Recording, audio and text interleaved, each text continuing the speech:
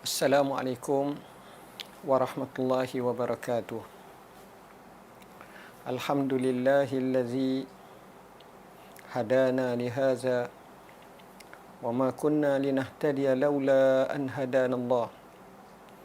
Asyhadu an la ilaha illallah wahdahu la syarikalah wa asyhadu anna sayyidana Muhammadan abduhu wa rasuluh. Allahumma salli wa sallim ala sayyidina Muhammad wa ala alihi wa sahbihi wa barik wa sallim, amma ba'. Alhamdulillah, kita merafakkan setinggi kesyukuran kepada Allah di atas pelbagai kurniaan nikmat yang tak terhitung banyaknya. Wa in ta'uddu ni'matallahi la tuhsuha. Dan jika sekiranya kamu cuba menghitung nikmat yang Allah kurniakan, nescaya tidak terhitung. Pelbagai bentuk nikmat yang kalau kita kiranya dan kalau kita nyatakannya, sudah barang tentu kita akan merasa kepenatan. Dek kerana teramat banyaknya nikmat Allah. Antara nikmat Allah yang Allah kurniakan kepada kita adalah kita diberi kesihatan yang baik. Alhamdulillah, kita diberi keamanan dalam negara kita. Dua nikmat ini, sebagaimana kata pujangga dan hukama, tidak manusia menghargainya ketika ada, tetapi akan menyesali dan menginsafi ketika tiada. Ketika itu barulah kita mengetahui betapa besarnya nikmat aman di negara kita, betapa besarnya nikmat sihat yang kita miliki.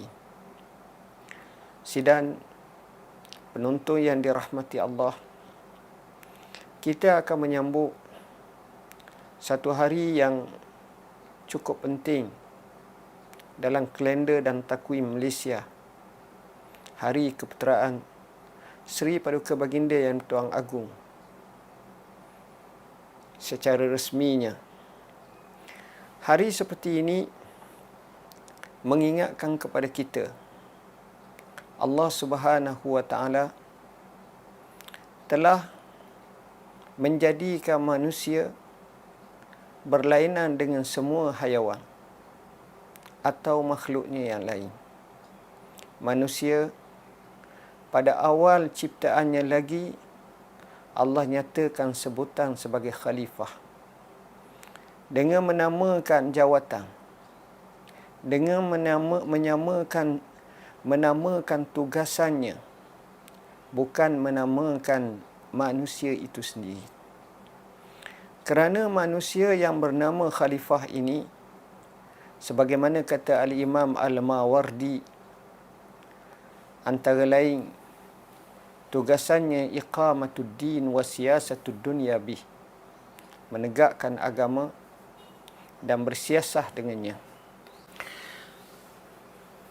Ibnu Khaldun rahimahullah telah menyebut dalam kitabnya dan dalam kenyataannya bahawa manusia ini sebagai insan ijtimai, manusia sebagai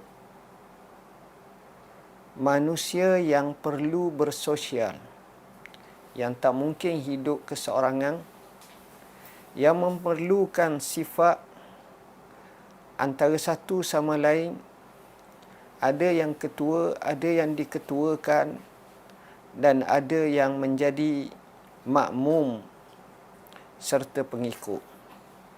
Inilah yang dinyatakan dalam satu hadis Nabi SAW, kullukum ra' wa kullukum mas'ulun ar-ra'iyatih. Kamu semua adalah pengembala, ketua, dan kamu akan ditanya tentang gembalaan kamu.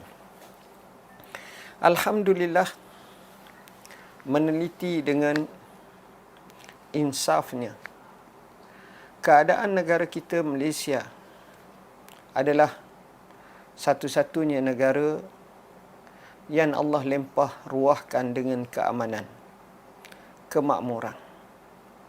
Apabila kita melihat hal ini, janganlah kita banding kepada negara-negara yang dianggap sebagai terlalu hebat, tapi lihatlah pelbagai banyak negara yang lebih kurang bernasib baik daripada negara kita. Ketika itu, lafazan Alhamdulillah, kita syukur dan kita rasa dengan penuh insaf atas kurniaan Allah. Alhamdulillah, pelantikan Kebawah Duli Yang Maha Mulia Seri Paduka Baginda Yang Tuan Agong yang telah termaktub dalam perlembagaan sebagai ketua negara, sebagai payung kepada rakyat Malaysia, maka sudah barang tentu ia diiyakan dan ia telah dinyatakan. Bahkan dalam Islam sendiri perlu ada pelantikan ketua. Kalau nak musafir pun kita perlu melantik ketua, walaupun kita 3 orang. Kata Nabi SAW, "Iza kuntum salasah fa'amiru." Jika sekiranya kamu 3 orang, maka latihlah ketua di kalangan kamu. Kita nak sembahyang pun adanya imam ketua.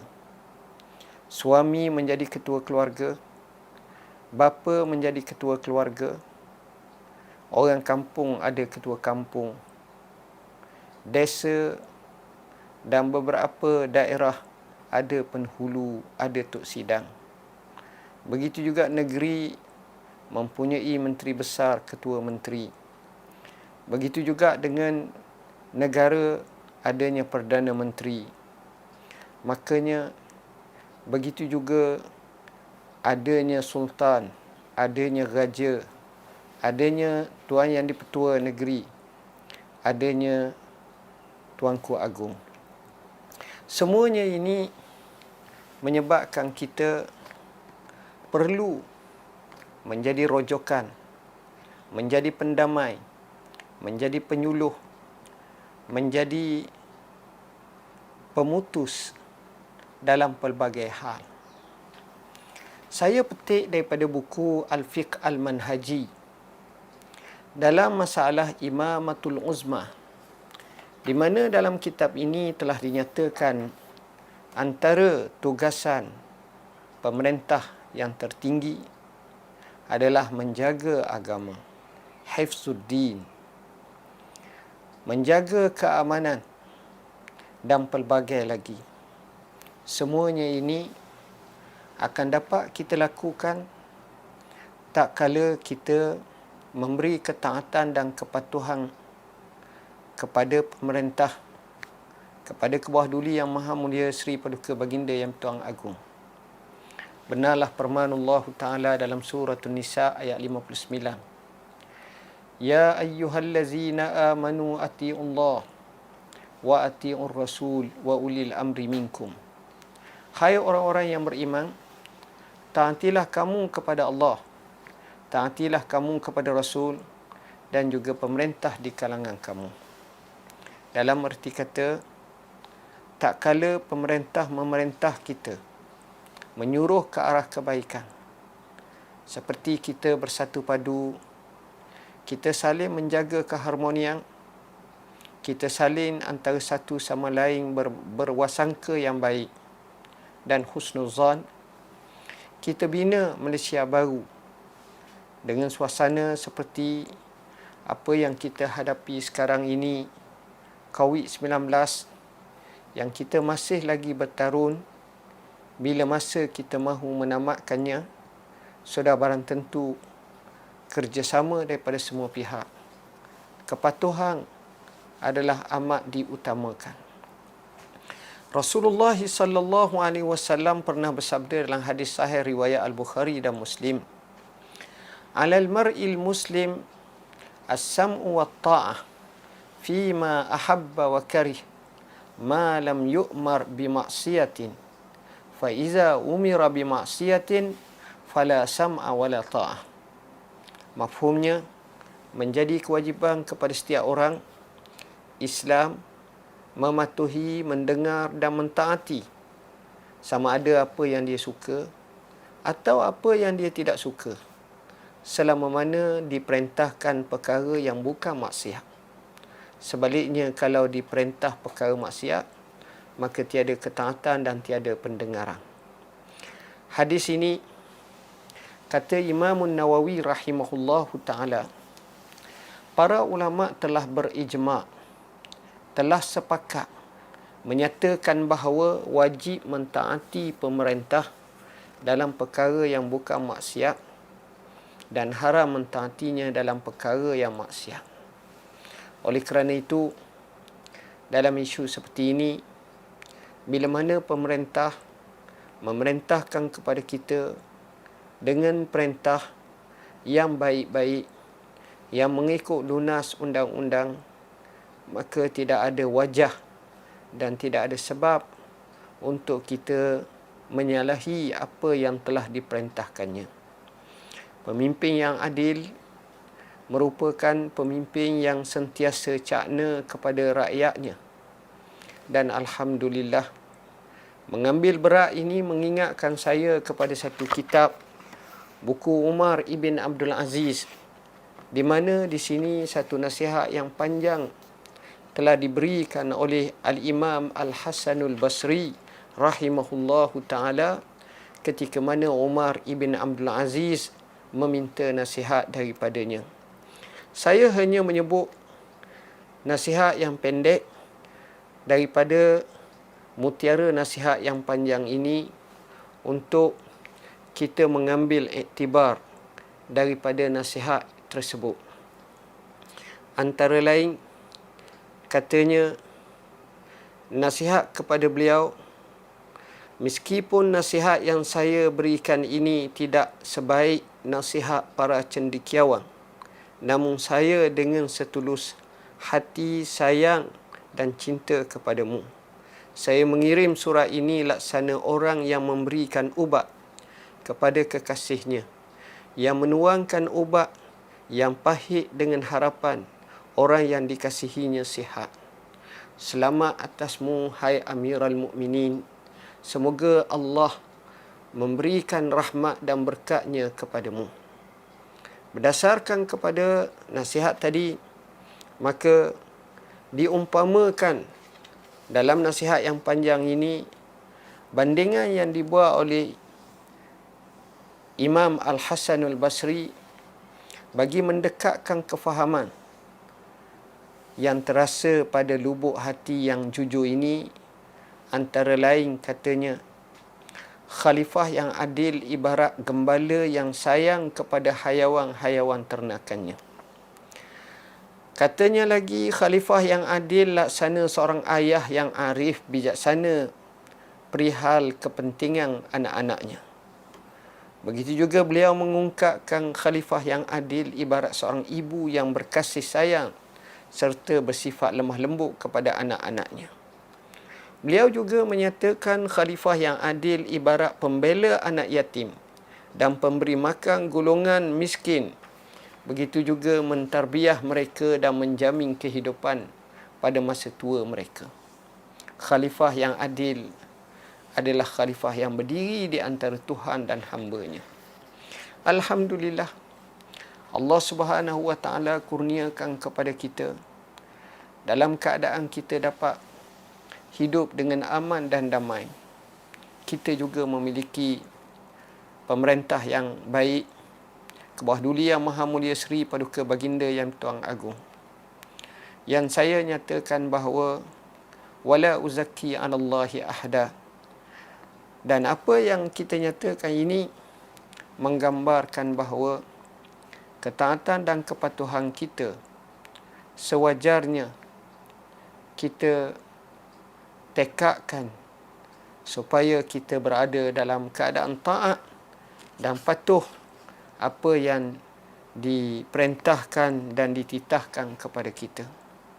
Mengambil semangat apa yang dinyatakan dalam sebuah hadis yang telah dibahaskan oleh ulama, apabila disifatkan pemerintah sebagai zillullah fil ard, bayangan Allah di muka bumi, yang memayungi ummah, yang memayungi rakyatnya, maka di situ sewajarnya kita mengambil iktibar dan kita mengambil kesempatan pada hari ini untuk kita berdoa kepada Allah Subhanahu wa taala.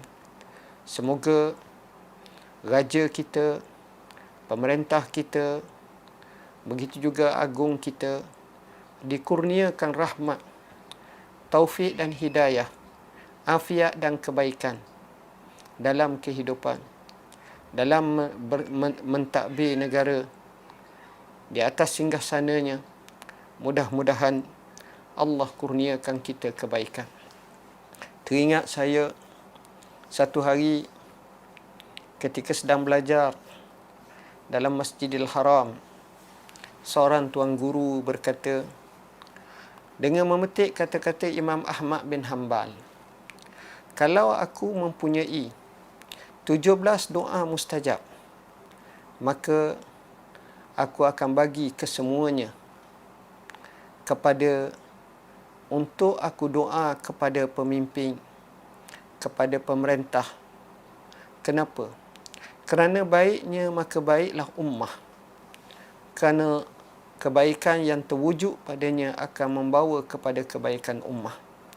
Justru dengan rasa rendah diri dan junjung kasih kami kepada tuanku, kami berdoa kepada Allah Subhanahu wa taala, semoga Allah kurniakan kebaikan kepada tuanku berdua dan kepada seluruh keluarga kerabat dan juga kepada umat di Malaysia ini, pemimpin, rakyat jelata, maka semuanya dapat hidup dalam aman dan damai, dalam penuh kemakmuran. Kita akhiri dengan doa, mudah-mudahan Allah kurniakan kepada kita kebaikan dalam hidup dengan menyatakan apa yang diajar oleh Rasulullah sallallahu alaihi wasallam dan juga daripada asar as-salafus salih dalam berdoa kepada Allah Taala. Bismillahirrahmanirrahim.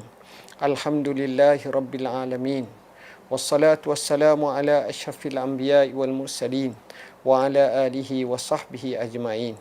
Allahumma hafaz maulana sultan, Allahumma hafazhu wahfaz ahlahu wahfaz ra'ayahu wahfaz qudatahu wahfaz ru'asa al-muslimin. Allahumma hafazhum, Allahumma ishfi mardana warham mautana wa'afi mubtalana. Allahumma walli umurana khiyarana wala tuwalli umurana shirarana. Allahumma ati nufusana taqwaha wa zakkiha anta khairu man zakkaha anta waliyuha wa maulaha.